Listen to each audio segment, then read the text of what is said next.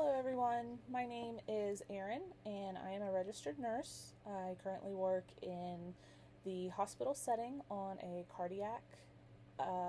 primarily cardiac focused floor. This short presentation is to talk about falls in the hospital setting, how they increase patient injury, extend their hospital stays, and increase healthcare costs, and what type of studies we could do to help prevent future falls from happening while patients are in the hospital. So, first we have to define what is a fall. A fall refers to any unintentional descent to the ground. I know that seems comical to say what is a fall. I think everybody has some sort of definition in their mind. However, the definition of the word and what it means and what we are looking for when talking about falls in a hospital setting is very important. There could be different types where a patient is trying to ambulate unassisted. There could be where maybe they were getting ready to fall and they were assisted to the floor because that was the safer option, assisted by a staff member to the floor instead of trying to catch them. So the other thing that's really important to talk about is how nurses and nursing staff should respond to falls. So, of course, there would be an immediate assessment of the patient's condition, the documentation of the incident, evaluation of contributing factors to improve safety measures, which we will talk about further in the presentation, and implementation of corrective actions as necessary, which will also be addressed in the presentation. So what are some causes of falls? They could be environmental factors such as clutter or wet floors, oxygen tubing, IV poles, IV tubing, anything that's going to hinder the environment that the patient is in. Patient-related factors, so their current state of health, mobility, medications that they could be on affecting balance.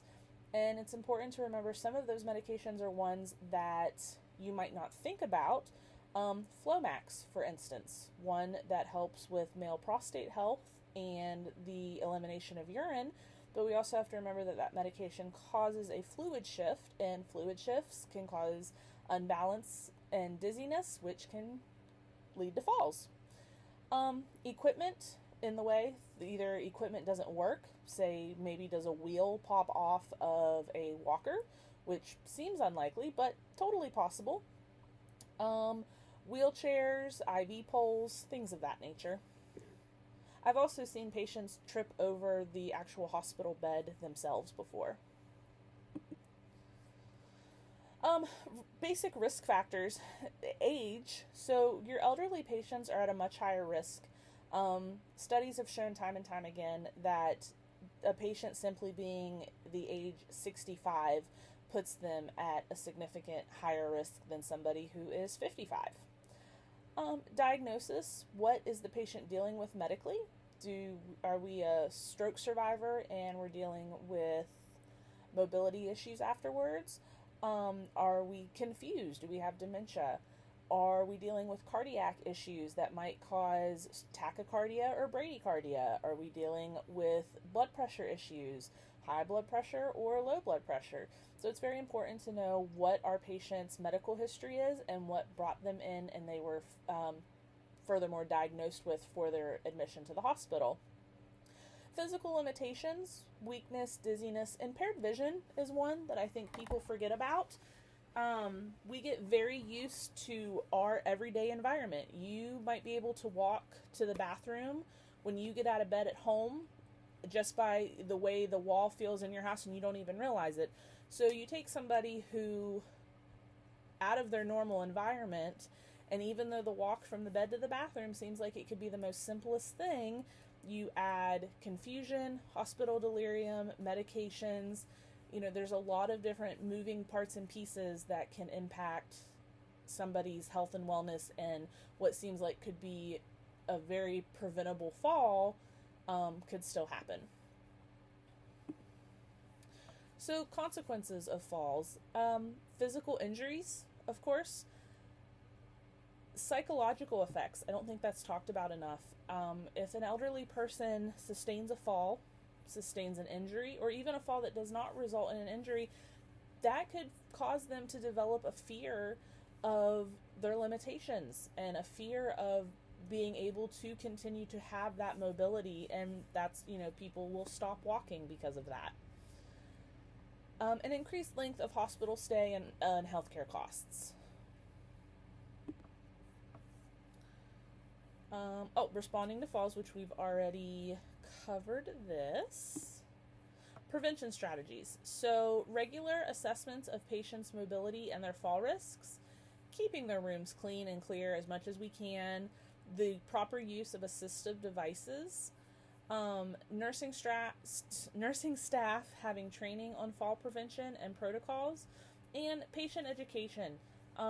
I know as a floor nurse, I have experienced many times where patients become annoyed or upset at all the fall prevention strategies that we utilize: alarms, grippy socks, fall bands, things of that nature. And I just try to explain to them, you are in an environment that you're not used to. You might be taking some medications that could affect your balance, make you dizzy, things that you would not be dealing with at home, and just being in a different environment can cause us to have some confusion or make some slip-ups that we might not usually make.